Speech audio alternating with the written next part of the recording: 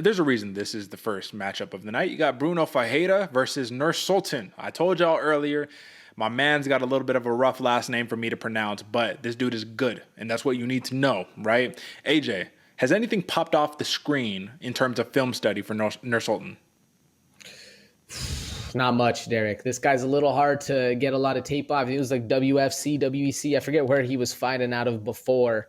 So I had to just watch a couple clips. So not much, to be honest. And I know this was a late notice replacement fight. I think Brunno Ferreira was supposed to fight Abdul Razak Al Hassan, if I'm not mistaken, on that one, which that's a scrap right there. So I think there's a reason right here, Derek, why we're seeing a -110 TKO out of Ferreira.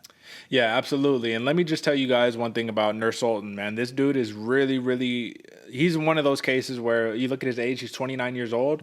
And my man has like 45 fights on his record. Like, this dude fights a lot. Now, is this a little bit of a Abu Magomedov type situation? Yeah, kind of, right? However, this is one thing that you should know, man, is this dude is like, let's take a look. Actually, you know, we're gonna go on a ride together, folks, because I think this is important for y'all to know that as like people who do our job where we try to handicap these fights and whatnot, and you get a late notice of replacement with a dude who you're like, who's this guy from? He's fought in Brave. WEF is probably what you were referring to, right? But if you look at just a lot of these fights, man, it's like he's finishing dudes, right? But AJ, you know, we like to do it here. We're gonna bring it up.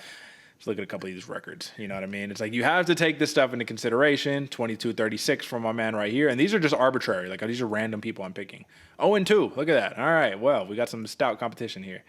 And these are all wins that I'm going off of too. 9-3. All right, we got a little something right there. Okay. And let me just pull up one more just for the sake of pulling it up. This was a 10-second knockout. 11-2. Artem, okay, not bad. Here's my point that I wanted to make here. These dudes have a lot of experience, and if you need to know one thing about Nursulton in a nutshell is that what he brings to the table in this matchup is grappling. That's what he brings to the table. Dude can have a wicked 3-round fight of just nonstop grappling, Kimuras off of his back, a bunch of just submissions off of his back. However, when you take a fight on short notice, AJ, there is one main compromise that you have to make. What is that compromise? A weight cut, brother. Not just that, but what it affects, which is your cardio. And to wrestle, I don't know if you guys know anything about wrestling, it takes a lot of cardio.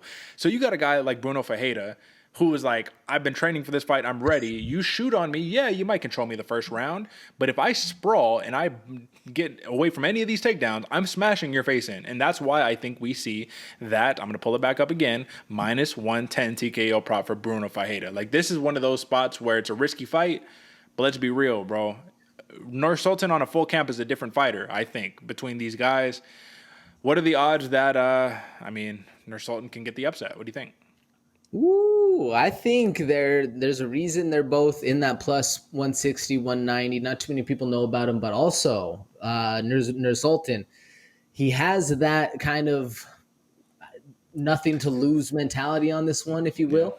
I mean, he's coming in against a very dangerous fighter, but a fighter who's going to be bringing the fight consistently forward. If he's able to drop down, get a leg, get something, get him to his spots, control him, we can see that going down. What's the odds on that happening, Derek? I'd say 4 out of 10. Yeah, and here's the tough thing too, man, is that we've seen both guys perform very well and very not well. Like, Brunno Ferreira was getting pieced up against RoboCop until he just clipped him with that left hand. Like, he was getting pieced up.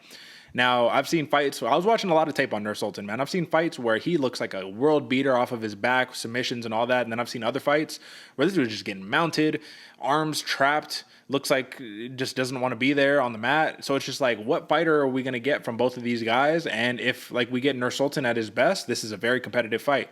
If we get Brunno Ferreira at his best, though, this is going to be a short night. You know what I mean? So you got you got pretty much, let me see. Because for Nursulton, 20 wins by submission, 12 by TKO. And then for Brunno Ferreira in his very short career, it's like almost all finishes. Here's the problem. Both these guys finish everybody in the first and second round, too. So it's like, if both these guys gas out, this might just turn into a weird fight. But I like Brunno Ferreira. I think it's obvious. Should I even say it? TKO, round 1. Like, what are we talking about? What do you think? It's like death and taxes, Derek. Brunno Ferreira, round 1, TKO. That's it. All right.